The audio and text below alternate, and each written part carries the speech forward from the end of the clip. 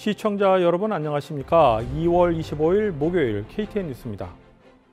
바이든 대통령은 24일 해외 영주권 신청자들의 미국 입국을 중단시켰던 포고령을 철회했습니다.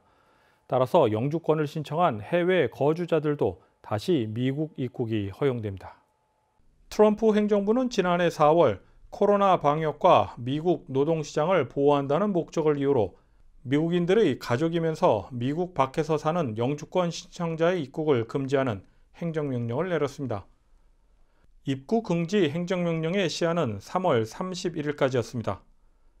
바이든 대통령은 영주권 신청자 입국 금지 조치가 국익을 증진하지 않는다며 합법적 이민자의 입국을 금지해 미국 시민과 영주권 신청 중인 가족과 결합하지 못하는 것을 그 이유로 들었습니다. 따라서 미국 밖에 사는 미국인이나 영주권자 가족의 입국과 영주권 신청이 다시 시작될 전망입니다. 하지만 의료 등 특수 분야를 제외한 외국인 임시 노동자에 대한 취업비자 제한 조치는 여전히 효력을 유지하게 됩니다. 민주평통 애틀랜타 협의회는 지난 2017년부터 2020년까지 활동 자료집을 발간하고 오늘 출판 기념회를 가졌습니다. 해당 활동 자료집은 공공 외교 자료집으로 활용될 예정입니다. 민주평통 애틀랜타 협의회 김형률 회장은 활동 자료집 발간 배경과 함께 소감을 밝혔습니다. 2017년부터 지금까지 활동한 그런 내역을 책자를 하나 만들었습니다만, 이 책자는 우리 민주평통 자문위원도 중요합니다만은 공공 외교 차원에서 영문과 또 한글을 같이 병합함으로써 우리 주류 사회, 특히 또 영어권 또 우리 2세들에게도 꼭 필요한 책자라고 생각해서 우리 민주평통 우리 자문위원 19기 자문위원들이 모두의 힘을 모아서 이 책자를 만들었습니다. 이번에 발간된 활동 자료집은 민주평통에 대한 소개와 제19기 활동 방향, 그리고 활동 당시의 모습을 사진으로 담은 사진첩들이 수록됐습니다. 또한 각각의 활동을 한글과 영문으로 소개해 영어권 인사들이나 주류 사회에서 공공외교 자료집으로 활용한다는 계획입니다. 활동 자료집 편집위원으로 활동한 썸박 자문위원은 발간을 위해 힘쓴 모든 분들께 감사하다며 자문위원들 스스로 참여해 발간하게 돼 더욱더 뜻깊다고 경과를 보고했습니다. 한편 민주평통 애틀랜타 협의회는 이번에 발간된 활동 자료집을 애틀랜타 및 동남부 지역의 동포들은 물론 주류 사회에 배포할 방침입니다. KTN 뉴스 스티봉입니다. 다음은 코로나19 소식입니다. 오늘의 코로나19 현황을 배준경 기자가 종합했습니다.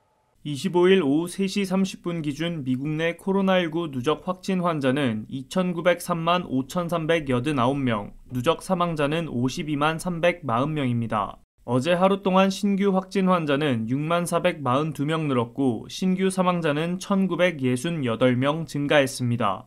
주별 누적 확진 환자는 캘리포니아, 텍사스, 플로리다, 뉴욕, 일리노이 순으로 많습니다. 주별 누적 사망자는 캘리포니아, 뉴욕, 텍사스, 플로리다, 펜실베니아 순으로 많습니다. 다음은 조지아주 코로나19 현황입니다. 오후 2시 50분 집계에 따르면 조지아주의 누적 확진 환자는 81만 2,612명, 누적 사망자는 14,989명으로 집계됐습니다. 신규 확진 환자는 2,139명 증가했고 신규 사망자는 107명 증가했습니다. 항원검사 양성 판정자는 누적 18만 4,776명, 신규 1,346명입니다. 다음은 카운티별 집계입니다. 귀넷 카운티 누적 확진 환자 79,934명, 누적 사망자는 884명입니다. 어제 통계와 비교하면 신규 확진 환자는 228명 늘었고 신규 사망자는 8명 늘었습니다. 풀턴 카운티 누적 확진 환자 73,801명, 누적 사망자는 1,048명입니다. 신규 확진 환자는 299명 늘었고 신규 사망자는 14명 늘었습니다. 캅 카운티 누적 확진 환자 55,061명, 누적 사망자는 836명입니다. 신규 확진 환자는 122명, 신규 사망자는 4명 늘었습니다. 디캡 카운티 누적 확진 환자 51,352명, 누적 사망자는 760명입니다. 신규 확진 환자는 183명, 신규 사망자는 9명 늘었습니다. 홀카운티 누적 확진 환자 23,729명, 누적 사망자는 374명입니다. 신규 확진 환자는 24명, 신규 사망자는 3명 늘었습니다. 이상 오늘의 코로나19 현황이었습니다.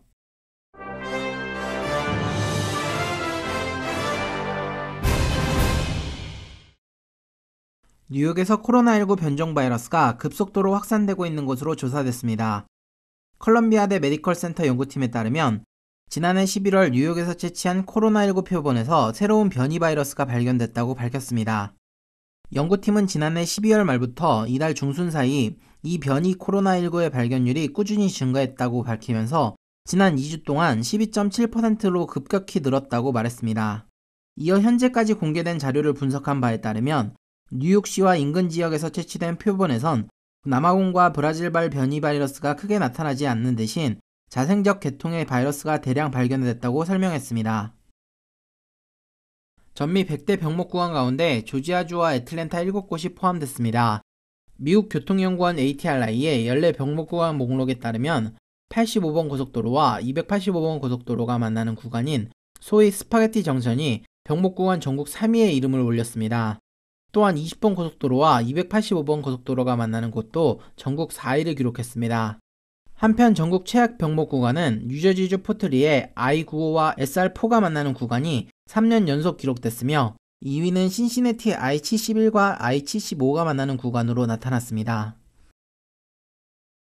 애틀랜타 심포니 오케스트라가 이번 주 일요일 하이 뮤지엄 오브 아트에서 두 번의 팝업 퍼포먼스를 계획하고 있습니다.